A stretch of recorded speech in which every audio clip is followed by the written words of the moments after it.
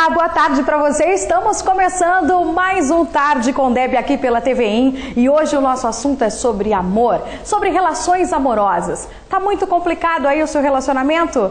O seu casamento, o seu namoro, enfim, a sua paquera tá um pouco difícil? Hoje nós teremos dicas aqui com a especialista, a doutora em psicologia Maria do Sacramento, vem para falar pra gente sobre essas relações que estão conturbadas. O pessoal não anda tendo muita paciência para manter o amor em si não, viu? O pessoal já anda casando, se não der certo eu vou separar e assim por diante. Será que isso tá certo? Qual é a função do amor na nossa vida? E como será que a gente pode fazer para melhorar o nosso relacionamento no dia a dia? Maria do Sacramento, seja bem-vinda ao nosso programa. Obrigada, é um prazer estar aqui. Obrigada. Conta pra gente, a primeira pergunta que eu quero saber, por que tá tão difícil hoje em dia manter um relacionamento?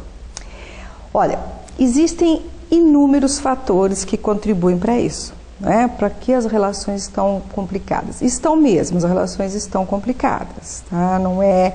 Às vezes as pessoas falam, será que é comigo, né? Será que realmente eu não dou sorte? Será que eu dou azar? Será que eu estou sempre escolhendo a pessoa errada? Não. Realmente, um dos pontos mais importantes que nós podemos citar, entre outros, né, é a flexibilidade de valores da sociedade. Né? Há uns tempos atrás, e não muitos, né, porque o nosso desenvolvimento de tudo está muito rápido, tinham valores mais rígidos. Então as pessoas tinham um controle maior sobre elas e, consequentemente, sobre os seus comportamentos. Sim. Né? Então, por exemplo, assumir um namoro era uma coisa séria, né? Existia uma série de etapas até se chegar ao namoro, que era da abordagem, da conquista, tudo era muito demorado. E hoje nós vivemos um contexto de apressar os fatos, apressar as coisas. É como se nós quiséssemos viver muito intensamente e num curto espaço de tempo. A sociedade hoje está muito pensando, seguindo esse critério. Eu preciso viver muito, eu preciso curtir muito. Consequentemente, as relações, elas vão entrando no mesmo esquema, no mesmo modelo. Então, juntamos uma necessidade intensa de se viver muito, uma flexibilidade muito grande de valores em que não se é cobrado. Trai, a bigamia, saiu com outra, mas eu perdoo, porque, mas todo mundo perdoa, hoje é assim mesmo. O que vai acontecendo? Vai afrouxando os sentimentos. Os sentimentos vão caindo assim numa superficialidade muito grande. E também a questão do deslocamento. Hoje as pessoas se deslocam muito. Então elas estão aqui hoje, estão amanhã lá, estão no outro país, estão em outro. Isso também vai fazendo com que as relações sejam mais abertas e mais flexíveis e menos comprometidas. Antigamente assim, vamos colocar, no século XX, nós estamos no século XXI, mas assim, nessa passagem de tempo a gente houve uma grande percepção de que as pessoas mais atrás dependiam mais das outras, dependiam de estar em um relacionamento. E hoje está existindo muito egoísmo, muito só eu. Se não der certo, eu me separo, eu agilizo a minha vida. Por que isso vem acontecendo tanto, Maria do Sacramento? Então, olha só, existe uma sociedade de consumo. Né? Existe uma sociedade em que a mulher se libertou daquela necessidade de ter o homem. Os jovens cada vez mais cedo saem de casa. É uma cobrança em que as pessoas cada vez mais resolvam a sua vida. O que acontece? Eu não posso ter dependências. Eu não posso depender de ninguém hoje. Não é? O conceito eu tenho que ser uma pessoa independente, mas é isso que te cobram desde cedo, porque você está em pequenininho, você já tem que ser dependente porque a sua mãe seus pais trabalham, você vai para uma escola, mas a criança já tem que mostrar algumas independências, desculpa a expressão, independências. Então assim, eu tenho que ser independente, desde muito cedo. Bom, aí eu começo a ter uma carreira, uma vida de competição. Em que sentido? Eu tenho que ser melhor. E às vezes a relação afetiva, o namoro, o casamento me atrapalha. Então, por exemplo, as mulheres estão adiando a maternidade. Por que elas estão adiando a maternidade? porque elas têm que trabalhar, ter uma boa carreira e depois então elas vão pensar nisso. Veja, não tem nada de errado isso. Né? Muitos dos fatores, das situações que nós estamos ponderando aqui, elas são bem-vindas. Né? Só que o que nós precisamos fazer é filtrar os sentimentos nisso tudo. E nós não estamos conseguindo fazer isso. Então, existe um desenvolvimento da sociedade que é esperado, mas nisso estão muitos sentimentos. Então, é muito comum hoje as pessoas falarem de tudo menos a maneira como amam. Né? Ou seja, em nome de evoluírem, de conseguirem tudo o que querem, elas não estão se preocupando não é só com a questão do amor marido-mulher ou a relação heterossexual, homossexual, que seja, mas a relação amizade, a relação vizinhança. Essas relações estão ruindo por conta desse apressamento nas conquistas e no desejo de alcançar sucesso.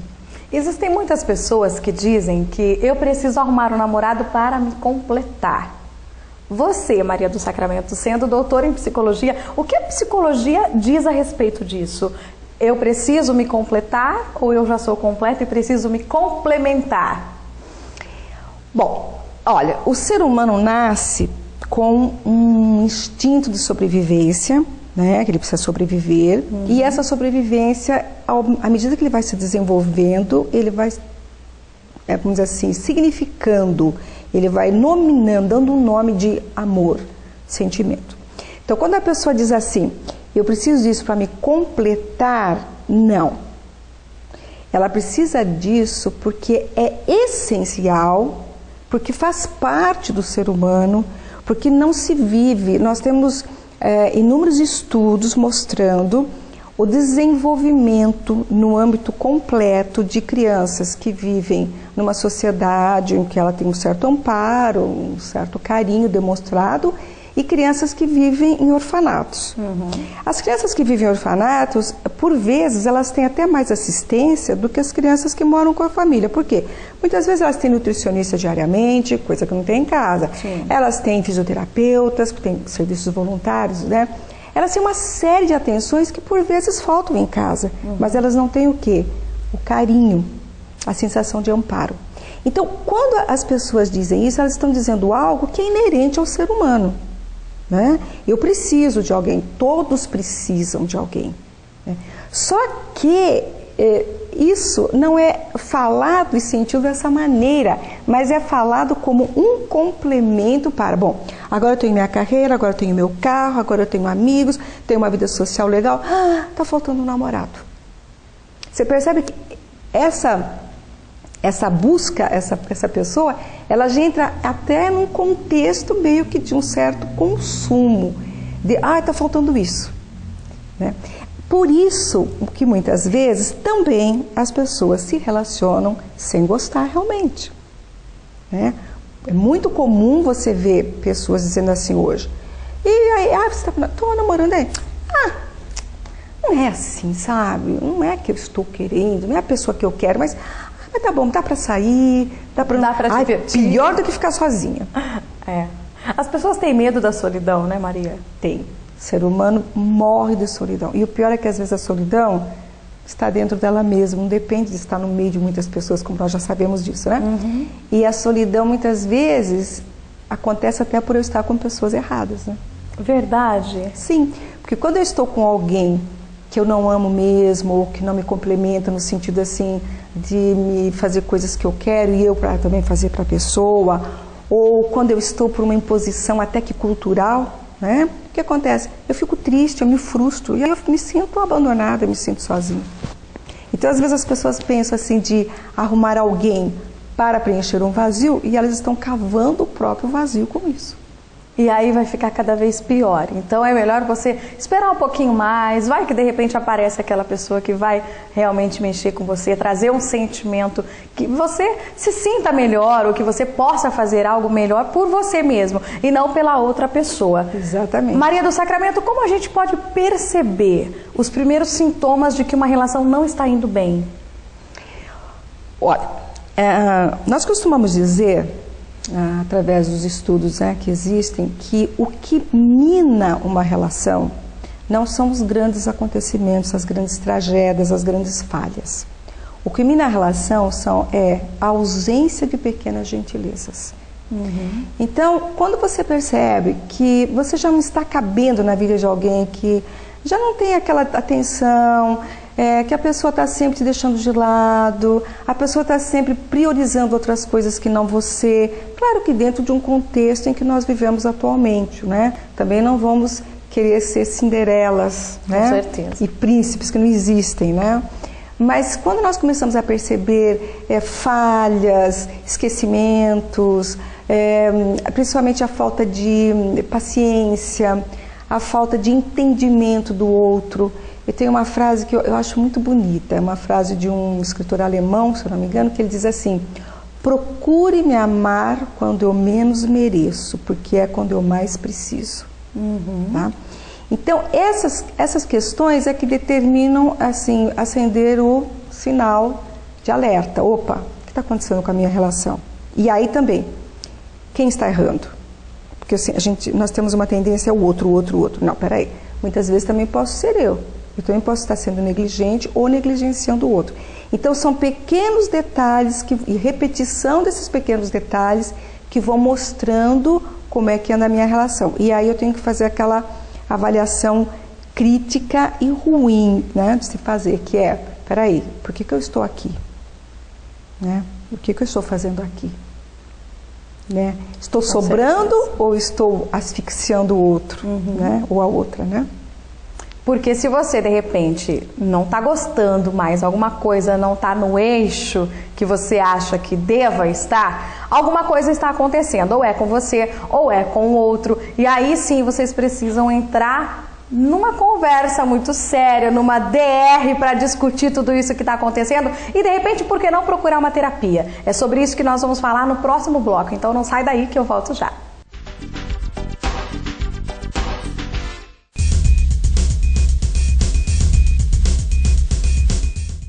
Você não usa cartão para suas compras? Você recebe o seu salário e paga suas contas em dinheiro vivo? Não tem como comprovar renda? Então eu vou te mostrar uma novidade, o Acesso Card, o cartão para compras e saques que você pode ter sem aprovação de crédito ou comprovação de renda. E o melhor, não tem juros. O Acesso Card é o seu cartão pré-pago recarregável Mastercard, aceito em milhões de estabelecimentos comerciais por todo o país. Você carrega o Acesso Card com o valor que você quiser e usa em suas compras na internet para ir ao cinema, ao supermercado e muito mais. Além disso, você pode sacar dinheiro na hora que quiser em qualquer caixa eletrônico sinalizado com a marca Cirrus. Acesse agora o site www.acessocard.com.br e adquira o seu. Com o Acesso Card você não tem risco de descontrole no final do mês. Você determina o valor que pode gastar, carrega o cartão e pronto! Você também pode pagar a mesada de seus filhos ou delegar valores para empregados e controlar todos os gastos pela internet e celular. Não é genial? Acesse agora o site acessocard.com.br e adquira o seu. É fácil, rápido e seguro. Vamos lá, acessocard.com.br. Acesso Card, o cartão que você pode ter. Chocolate Restaurante, cardápio diferenciado todos os dias, sempre uma variedade de saladas, vários tipos de carnes na churrasqueira, atendimento VIP, estacionamento próprio e ambiente climatizado. Venha conferir, Rua Guglielmo 44, atrás do Colégio Politec.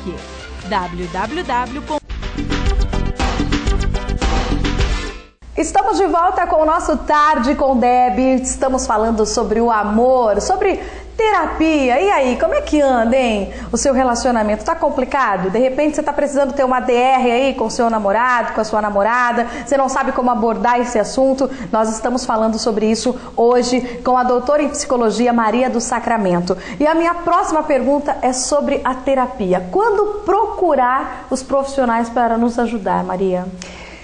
Olha, vai depender muito do que ocorre na relação, tá? Eu diria assim, nós não nos educamos para tudo na vida? Tudo. Então, por que não uma educação em termos de amor, educação afetiva que nós chamamos, não é? Então, eu penso que todo casal, e hoje já tem inclusive alguma coisa nos cursos de noivos, né, em que normalmente as pessoas falam sobre as questões do relacionamento, eu penso que uma educação afetiva para os relacionamentos, para o casamento, deveria existir, deveria ser até praticamente obrigatória. Porque a maior parte dos desencontros afetivos ocorrem exatamente pela falta de habilidades em se relacionar afetivamente com o outro. Seja por excesso de expectativas, em que um espera muito do outro, Sim. o que não é correto, porque o casamento não é para dar tudo, o namoro não é para dar tudo, a relação afetiva não é para dar tudo que a pessoa precisa. É mesmo porque a gente vai acabar ficando totalmente frustrado, né? Exatamente. Como também pela negligência, ou seja, são os extremos. Ou nós temos excesso ou déficit de expectativas ou de dar ao outro o que ele quer.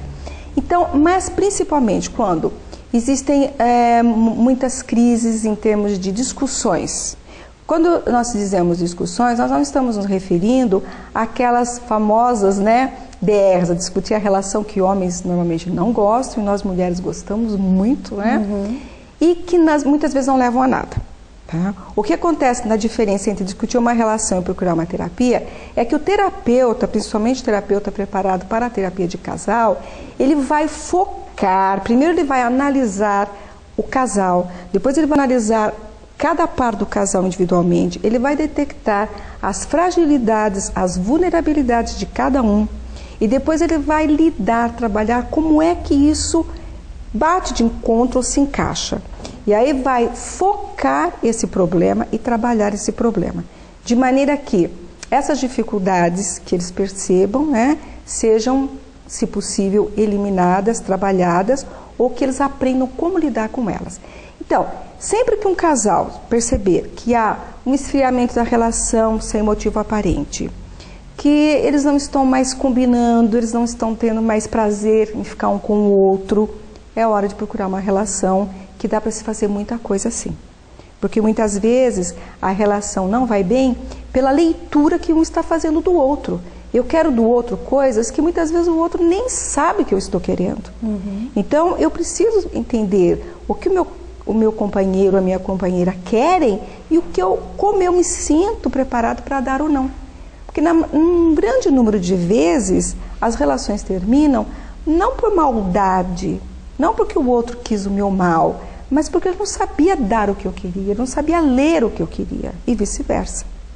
Muitas vezes a gente não expressa, não sabe expressar direito, e aí quando você acaba querendo expressar e resolve se expressar, acaba causando uma confusão danada. Isso. Agora eu preciso fazer uma pergunta polêmica, porque hoje em dia a gente vê muitos casais que vivem de fachada, vamos dizer assim.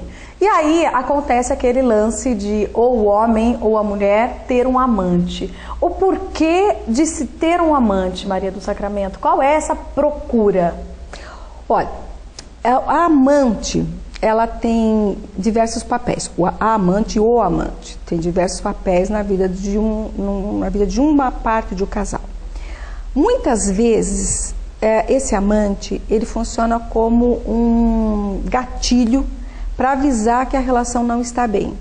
E por incrível que pareça, muitas relações ficam melhores, as pessoas estão assistindo e algumas delas devem falar, nossa, realmente aconteceu comigo, que essa situação muitas vezes tumultua a relação, mas o casal acaba se reorganizando. Eu não estou dizendo aqui que deve-se ter amante, eu só estou dizendo que diante da ocorrência do acontecimento, as pessoas não devem se desesperar, as pessoas devem procurar ajuda e tentar passar por cima, porque nesses 37 anos de profissão, eu já vi muitas relações acabarem por traições, né, por encontros extraconjugais, e depois as pessoas se arrependerem, porque analisaram as coisas mais friamente e viram que, puxa, tinha muitas coisas boas para serem salvas. Como eu já vi muitos retornos de pessoas que quiseram se separar, né, quando descobriram a traição, e perceberam, puxa, ainda bem que nós não fizemos isso, porque nós estamos bem. Agora, vai depender muito de com quem é a traição, a durabilidade dessa traição, o que levou a essa traição. Então, vamos deixar as coisas muito claras.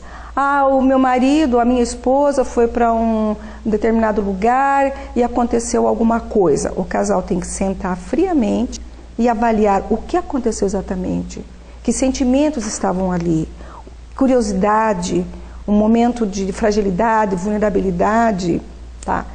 Ah, mas o homem trai porque ele se sente atraído sexualmente e a mulher só quando ama.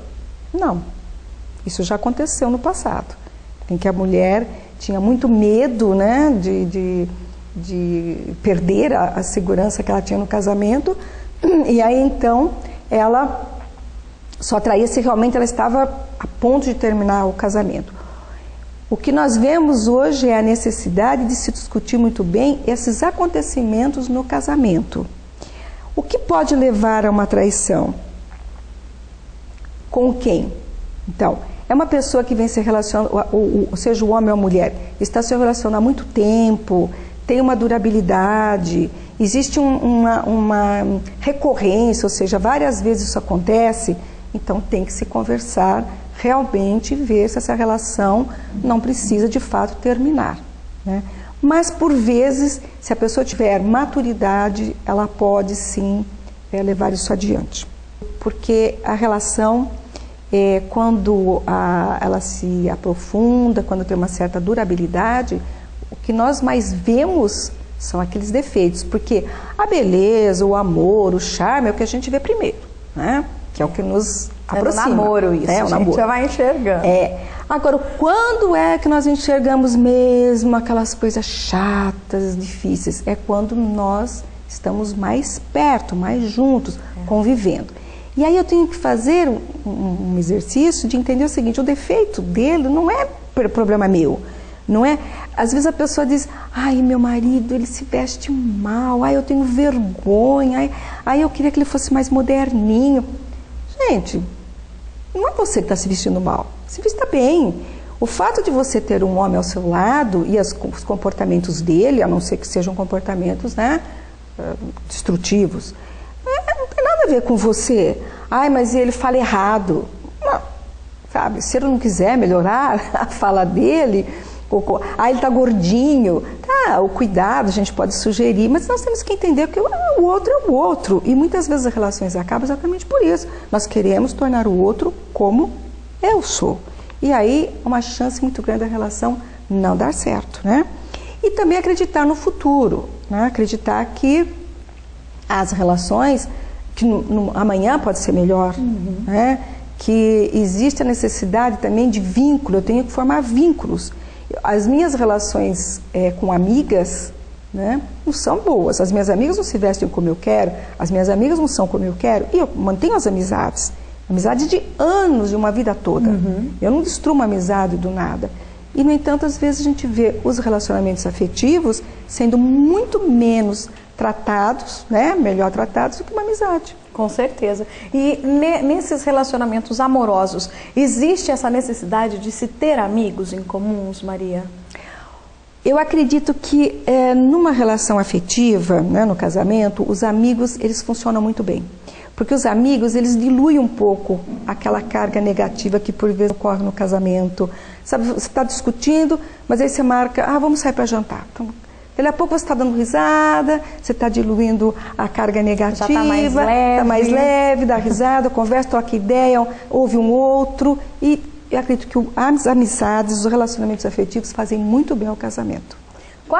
Quais são as dicas assim que você deixa para as pessoas que estão em casa agora, chegando o Dia dos Namorados, e o pessoal às vezes tem, algumas pessoas, não são todas, mas algumas têm aquela necessidade: eu preciso arrumar um namorado, porque Dia dos Namorados está aí, festa do peão está aí, eu não posso sair, então eu tenho que arrumar um namorado, porque eu tenho que dar um presente, tenho que ganhar um presente, eu tenho que ir acompanhada para a festa do peão, ou eu tenho que largar do meu namorado porque está chegando festa e eu quero me divertir. Qual que é a dica que você deixa, Maria do Sacramento?